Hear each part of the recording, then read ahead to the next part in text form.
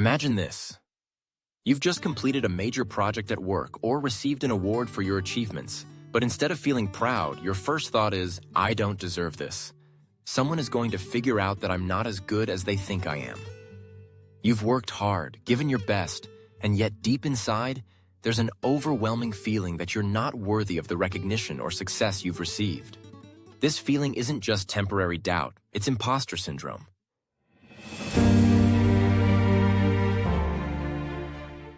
It's a silent struggle that plagues many high achievers, and it's not something they talk about.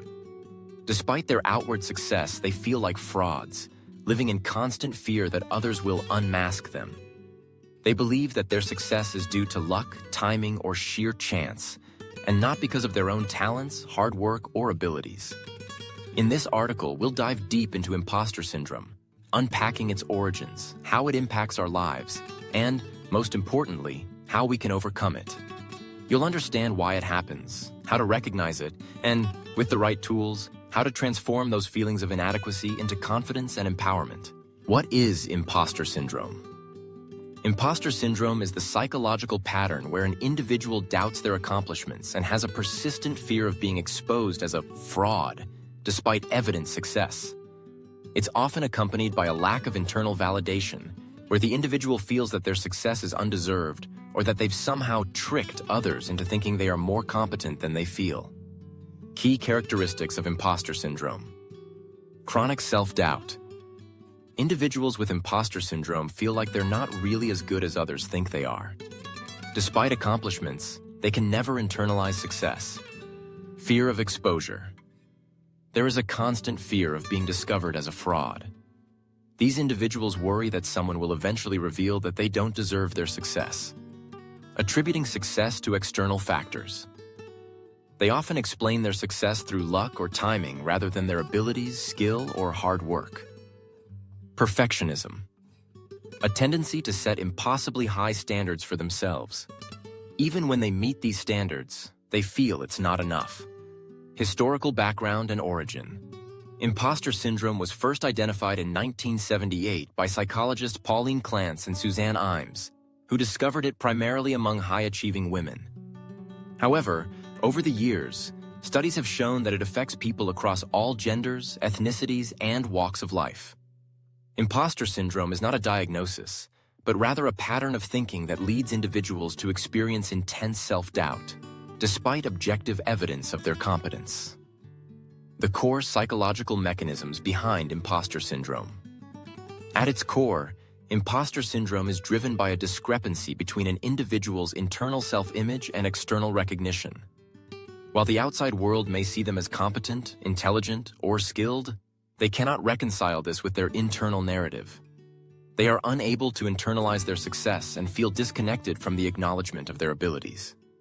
The root causes of imposter syndrome. Early childhood experiences. Often, imposter syndrome begins in childhood. Individuals who were overly criticized or didn't receive enough validation for their efforts may internalize feelings of inadequacy. Perfectionism.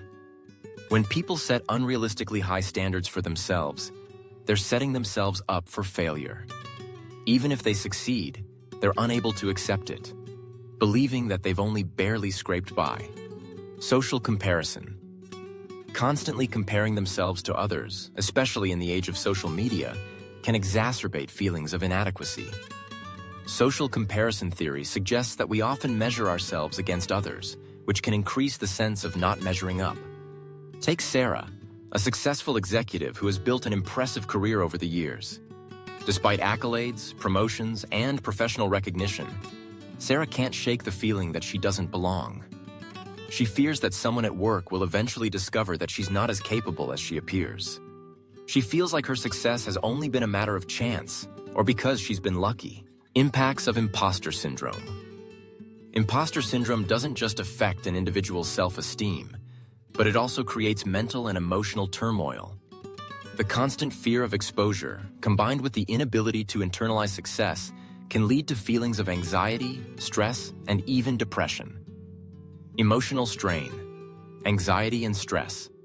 The fear of being unmasked as a fraud can lead to chronic anxiety. There's constant pressure to perform at a higher level, even when the individual has already achieved success. Depression. Over time, if not addressed, the feelings of inadequacy and self-doubt can turn into depression. The individual feels like they're constantly falling short of their potential, despite evidence to the contrary.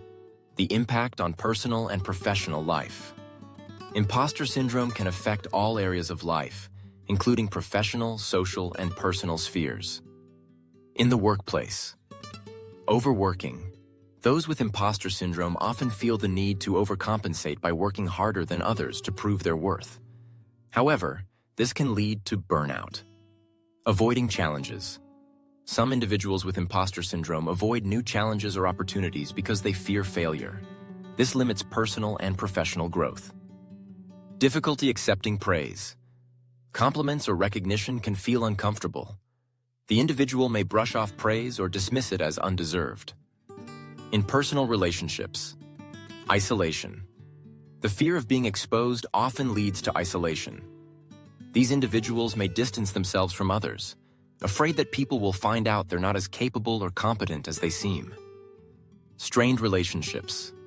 A lack of confidence and emotional vulnerability can strain personal relationships, as these individuals might not open up or trust others fully. The psychology behind imposter syndrome. People with imposter syndrome often engage in cognitive distortions, irrational thought patterns that reinforce their feelings of inadequacy and self-doubt. Common cognitive distortions: all or nothing thinking. Believing that if they're not perfect, they've failed entirely. For example, a person might think, if I don't give 100% to everything, then I'm not good enough. Catastrophizing. Imagining the worst possible outcome, such as being exposed as a fraud, even when the reality doesn't match the fear. Personalization. Believing that failures are entirely their fault, even in situations outside their control. The role of the inner critic. The inner critic is a harsh internal voice that amplifies self-doubt. It often takes the form of a parental voice or societal standards that we internalize, which critiques every move we make. How the inner critic manifests in imposter syndrome. Negative self-talk. The inner critic makes individuals feel like their best is never enough. It says, you're not really capable, or you don't deserve to be here. Perfectionism. The inner critic pushes for perfection, making the individual feel that they can never meet expectations, either their own or others. Jake, a software engineer, has been praised for his work numerous times. However, his inner critic tells him that he is just lucky, or the team is too kind. When he gets a new assignment, instead of feeling excited, he's paralyzed with fear, fearing that if he doesn't perform perfectly, he'll be exposed as incompetent. Overcoming imposter syndrome. The first step to overcoming imposter syndrome is recognizing it for what it is. Acknowledging that these feelings are based on distorted perceptions, not reality, is the key to overcoming them. Steps to overcome imposter syndrome. Identify the thought patterns. Become aware of negative thought patterns and challenge them. Replace "I don't deserve this" with "I earned this." Self-compassion. Practice kindness and self-compassion. Recognize that everyone has moments of self-doubt, but they don't define you. Seek support. Talking to mentors, coaches, or peers can help you realize that you're not alone in feeling this way, and that success is earned through hard work, not luck. Celebrate small wins.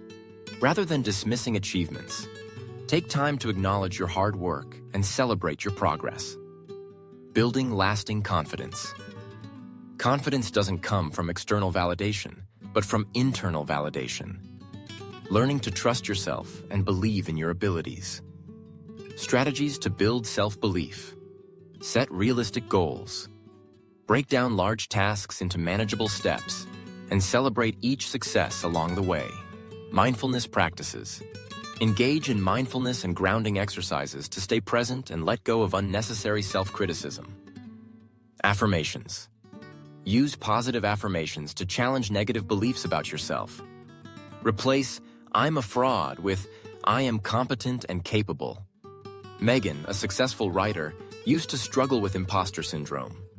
By setting smaller, achievable writing goals and celebrating each completed article, She was able to gradually shift her mindset from doubt to confidence.